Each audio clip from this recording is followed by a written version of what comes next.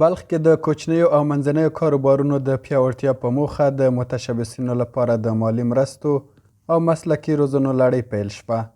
د بلخ د صنعت او سوداګرۍ ریاست مسؤلین وایي دغه پروګرامونه د کاروبارونو د ودې، د کورنیو د تولیداتو د پیاوړتیا او د کاري فرصتونو د زیاتوالي لپاره مهم رول لري. د یاد ریاست د معلوماتو له مخې دا مهال په بلخ کې شاوخوا 2.5 متشبثین فعالیت کوي او زرګونه کسانو ته د کار زمینه برابره کړې ده. مسؤلین زیاتوي چې تیر کال له 1800 متشبثینو سره مالي او تخنیکي مرستې شوي او روان کال هم د سلګونه نورو متشبثینو د ملاتړ پلان لري.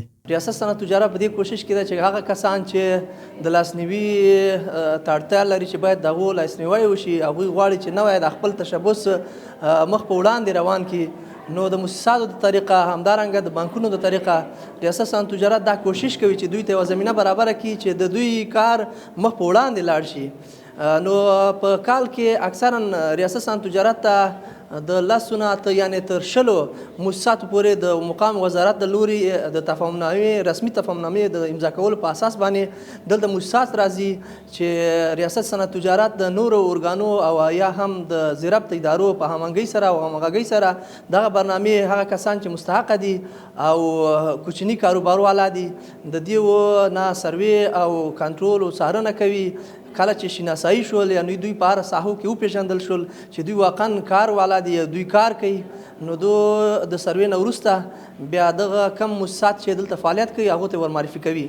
په همدې حال کې د توان په نوم یوه کورنۍ مؤسسې له لوري د اکتود نړیوالې مؤسسې په مالي ملاتړ 10 متشبثینو ته د 1.5 میلیون افغانۍ د نغدي مرستو ویش پیل شوی دی. د پروژې مسؤلین وایي په دغه متشبثینو کې ښځینه متشبثینې هم شامل دي او ترڅنګ یې د بازار موندنې، مدیریت او سوداګریزو مهارتونو په برخو کې روزنیز سیمینارونه هم ورکول کیږي. د پروژې مسؤلین دغه راز زیاتوي چې په راتلونکو پړاوونو کې به شاوخوا 80 نورو متشبثینو ته هم نغدي مرستې، تخنیکي مشورې او مسلکي روزنې هم برابر شي. زموږ د مؤسسې یا د دې پروګرام هغه لوی هدف داخلي تولیدات تقویه کول دی. ترڅو موږ خپل داخلي تولیدات تقویه کړو، ترڅو د بهرنیو هیوادونو دغه مسایلو څخه په امان کې اوسو.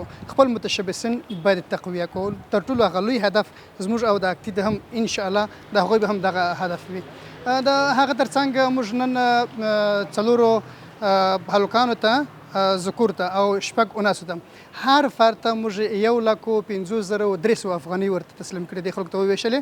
دې ترڅنګ چې موږ د دوی مالي مرسته کړې ده، موږ د دوی پر هغه باندې پر ظرفیت لوړونې باندې هم کار کړی دی. د دې پروژې 2 ولایتونه چې کندوز او بلخ ده، په دې 2 ولایتو کې موږ نږدې 80 محلي مسیمیان د دوی سپورټ کوو او دا په نورو ولایتونو کې لکه ننګرهار، کابل او هرات ولایتونو کې هم دغه همکاري او مرستې جریان لري. د دې سربیره موږ په نورو مختلفو پروژو کې هم د متشبثینو سره د 400 نه ډیر مرستې کړي دي چې هغوی سره مالي مرستې هم شوي دي. بل لور ته هغه متشبثین چې مالي مرستې او تخنیکي زده کړې ترلاسه کړي خوښي څرګندوي او دغه ملاتړ د خپلو کاروبارونو د پراختیا لپاره مهم بولي. دوی وایي دا ډول مرستې کولی شي د تولیداتو د زیاتوالي، د بازارونو د پراخېدو او نویو کاري فرصتونو د رامنځته کېدو لامل شي. این کمک مالی که است خیلی مفید است که زیادی داره. مثلا در افغانستان خیلی مشکلات است، مشکلات کاروبار کم است. مثلا ما یک دکانک کوچکی دارم، کتزی پیش میرم، کتزی کمک من میتونم یک کاروبار خود پیشرفت کنم، در پاله خود یک 4 تا غریب دیگه بیکاری که است او را بگیرم که هم مسلکی جور کنم، هم برای یک کاروبار دستی برش جور کنم که یک 4 لقمه نان در خانه‌اش ببرم. ما بسیار زیاد خوشحال هستم که به این پروسه ما انتخاب شدم و مشکلات ما در بزنس ما مشکلات مالی داشتیم و خدا را شکرگزار هستیم به می دفتر کاکتی که مقدار پولی که برای ما کمک کردن مشکلات ما رفع میشه و خیلی خوشحال هستیم. ما از دفتر اکتی خواهشمند هستیم که این قسم برنامه‌شان رو بیشتر بسازن. قسمی که ما مستفید شدیم بود دیگه خانم‌های متشبث دیگه که فعلا هیچ خبر ندارن از این برنامه برشان آموزشی یعنی برشان گرفته شود، از طریق مالی چه از طریق آموزشی برشان در نظر گرفته شود. د مسئولینو په وینا اکتید مؤسسې د 2015 میلادي کال له پیل راهیسې د هیواد په بیلابیلو ولایتونو کې شاوخوا 1000 متشبثین تر پوښښ لاندې راوستي او هغوی ته د نغدي مرستو ترڅنګ د ظرفیت لوړونې، مسلکي روزنې، تخنیکي مشورې او د کار د پراختیا اړوند بېلابېلې اسانتیاوې هم برابرې کړي دي.